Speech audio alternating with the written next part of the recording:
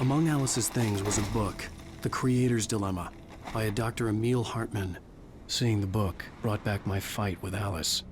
I didn't like it, and I didn't like the guy's smug face on the cover either.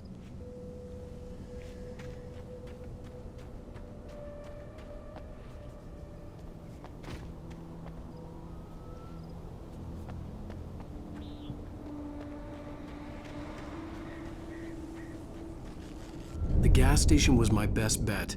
They'd have a phone I could use. It looked like a long hike through the forest to get there.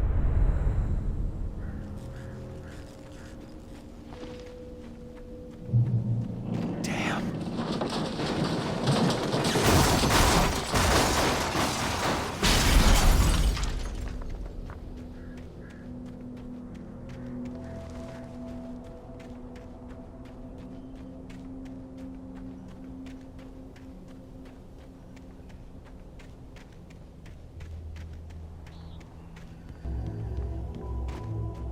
Hello?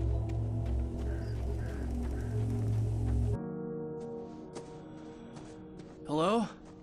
Is someone there?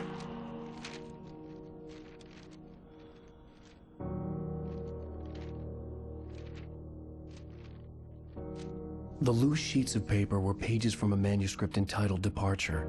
That was the name I planned to use for the next novel I had never gotten started. I was named the author. I hadn't written it. I couldn't remember writing it. In the scene on the page, the hero was attacked by an axe murderer in the woods at night.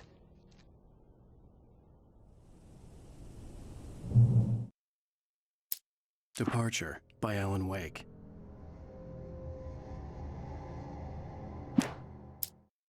The man turned to face me. His face was covered in shadows. It was hard to make him out in the darkness of the forest that surrounded us, but the axe he lifted was plain to see. It glistened with the blood of his victim. He grinned madly. The shadows were alive, distorting his features. It was a scene from a nightmare, but I was awake.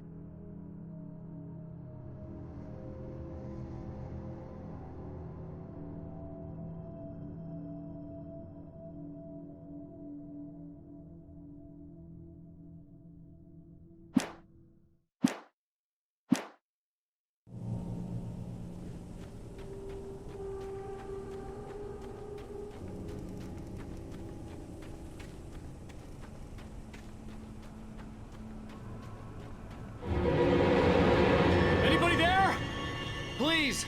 I've been in an accident!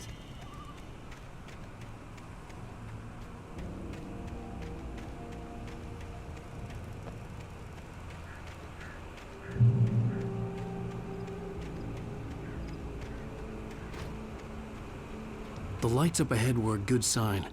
Maybe I wouldn't have to hike all the way down to the gas station to find a phone.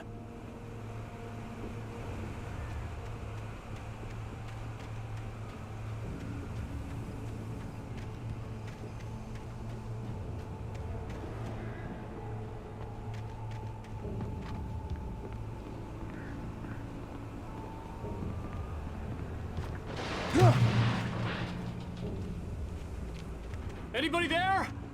Please! I've been in an accident! Hey! Hey, you! Phil! There's been an accident! I need help! Listen, Deposit. I need to... Premium cabins for rent in Nightfall! Oh, hell. Coral Stucky. Please, To meet you, non-refundable reservation deposit required. Fair and square. Fair and square.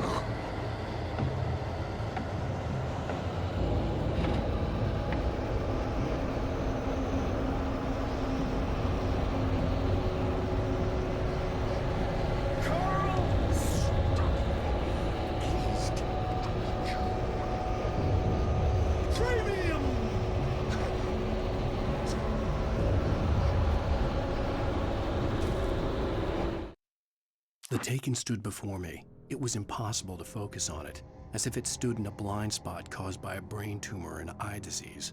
It was bleeding shadows like ink underwater, like a cloud of blood from a shark bite. I was terrified. I squeezed the flashlight like my life depended on it, willing it to stop coming any closer. Suddenly something gave, and the light seemed to shine brighter.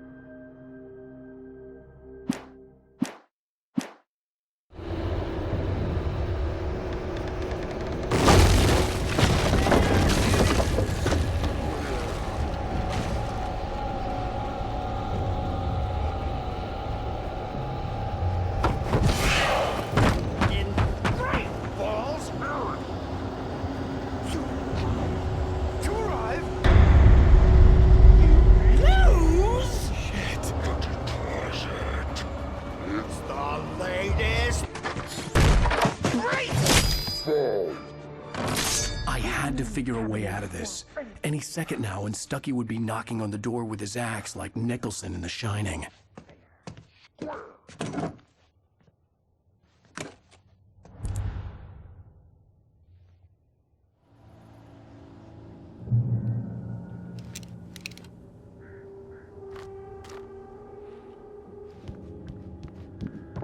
During your trying. It's the latest thing in... Yes. Right Falls Sheriff Station. Hello? Hello? One Stone! The spat.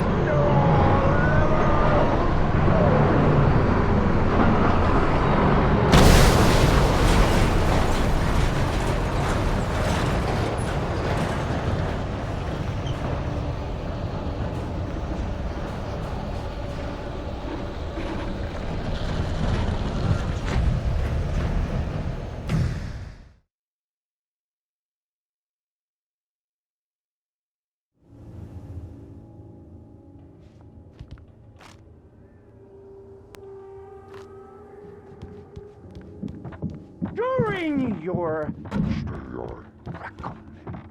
trying. Yes. It's the latest. Right Falls Sheriff Station. Hello? Moving. Help. Let you. The spat.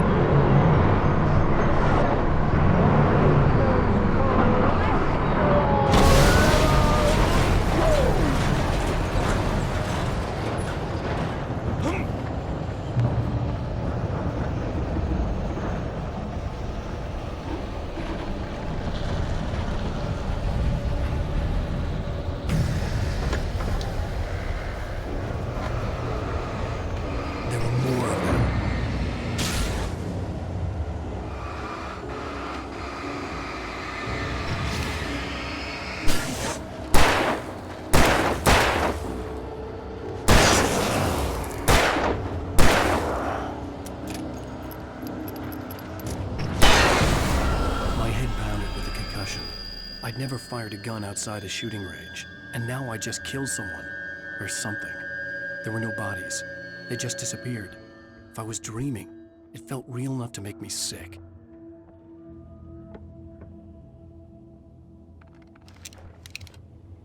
Eerie hand-painted graffiti was revealed by my flashlight. Someone had hidden a chest of supplies near it.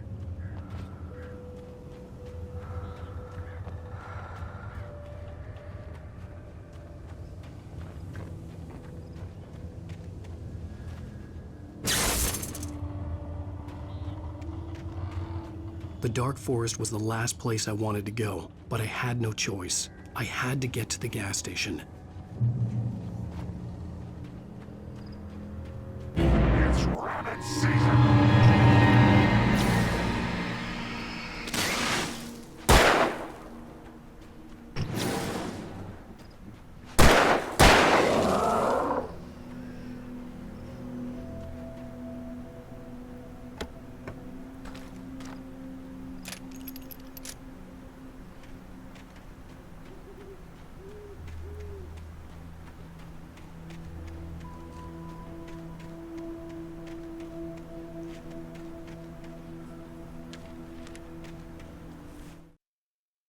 Rose knew she had been gushing, but right now she didn't care.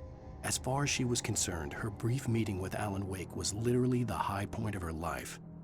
She watched as he got in the car with his wife. She was pretty, confident, at ease with Wake. Not like Rose. They were perfect for each other. She'd have given anything to be called their friend.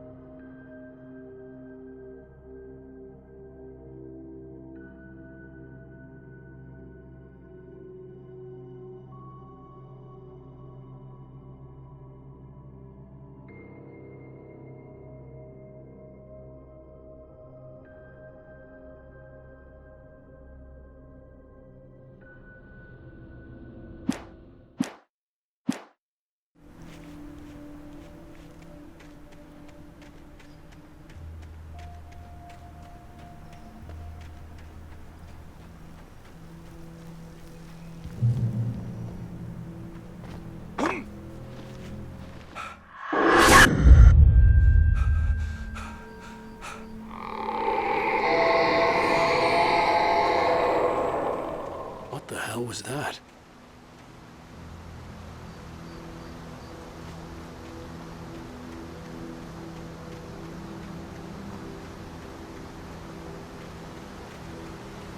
When I saw the river below, something uncoiled itself inside my head. I realized that I'd have to find a way across. I didn't even want to look at the water.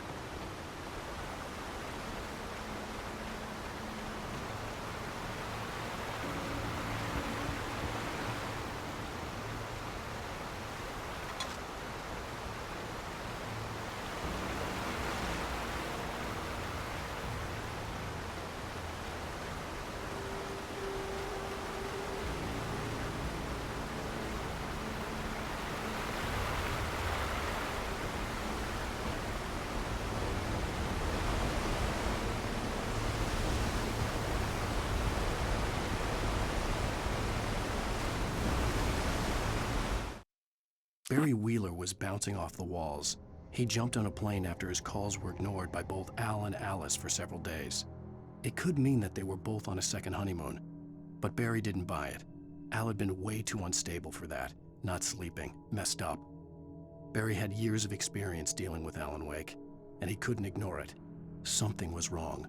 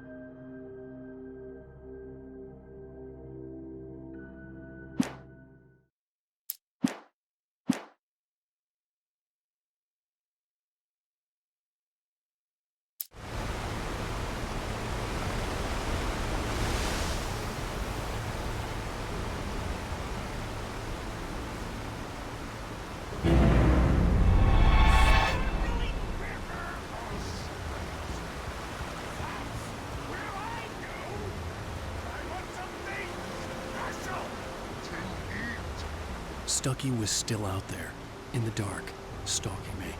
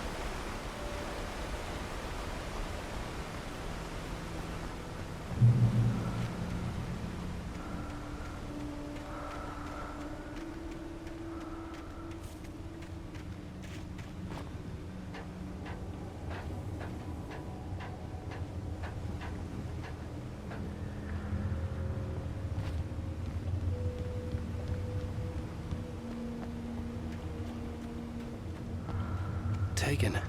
They're taken.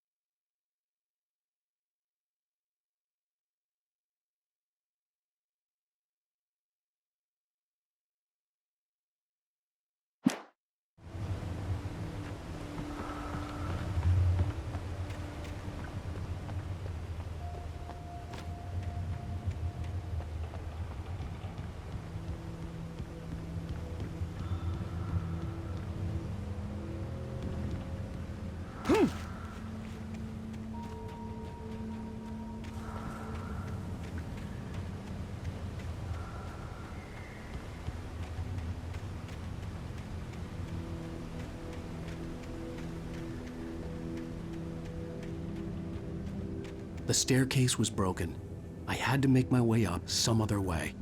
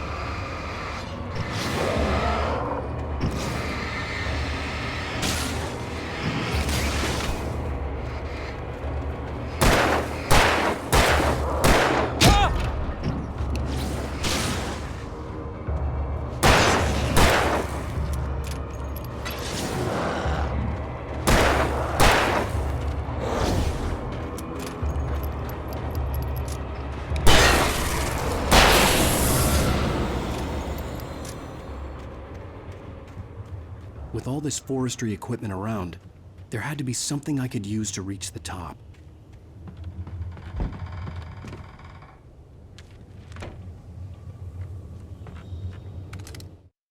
I heard them before I saw them, swooping down from the sky and screeching as they came.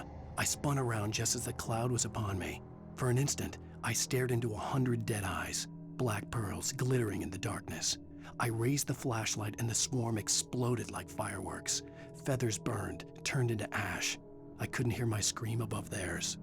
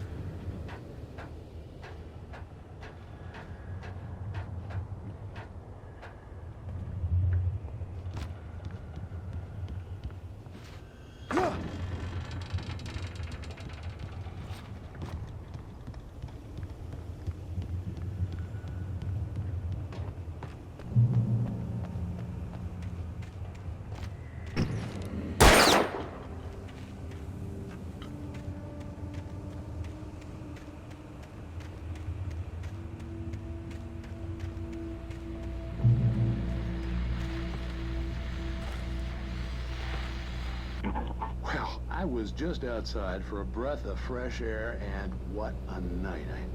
I know most of you are probably in your beds by now, but if you're still up and around, take a moment. Step outside for a spell and breathe in deep.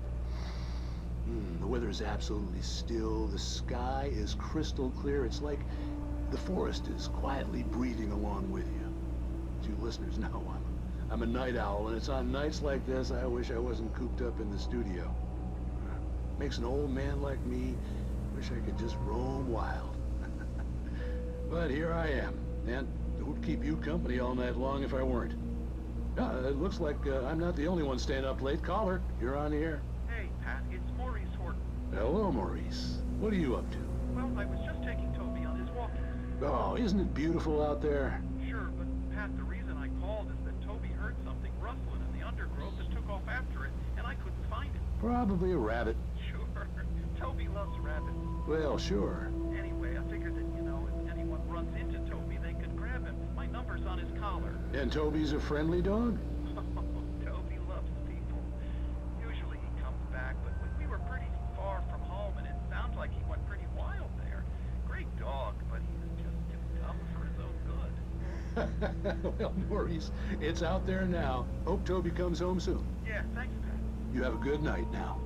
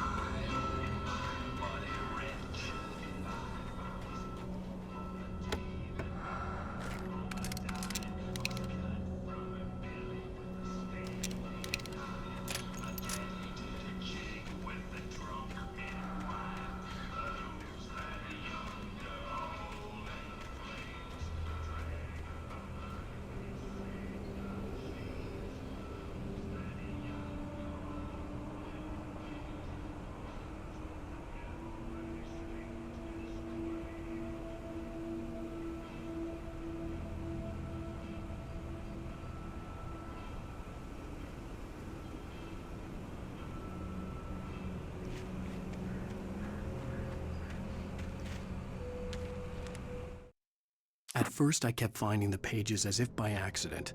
The book I couldn't remember was either a terrible and true prophecy or an act of creation that had rewritten the world. I began to hunt the pages feverishly, for they held the answer to the mystery. With it, I could save myself. With it, I could save Alice.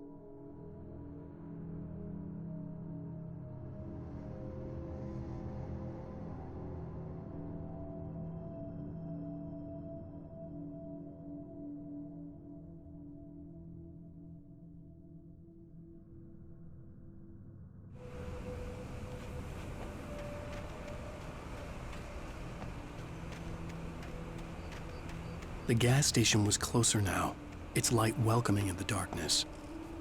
Paul makes the best dogs in the state. Belly Burster is the best with no contest. Monster Dog is second best. The famous dog is...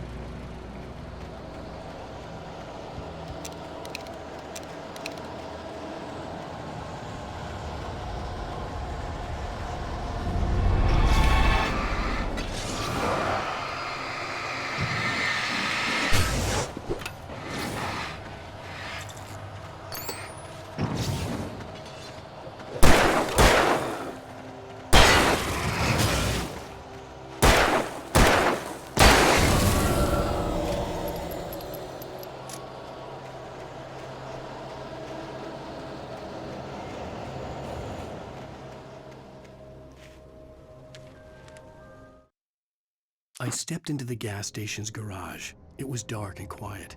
The place was a mess. It looked like someone trashed the place or that there'd been some kind of fight. Light spilled into the room through an open door at the back, and I made my way toward it. Without any warning, I was blinded by a bright light. An old portable TV on the shelf had come alive by itself. Impossibly, I could see myself on the screen, talking like a madman.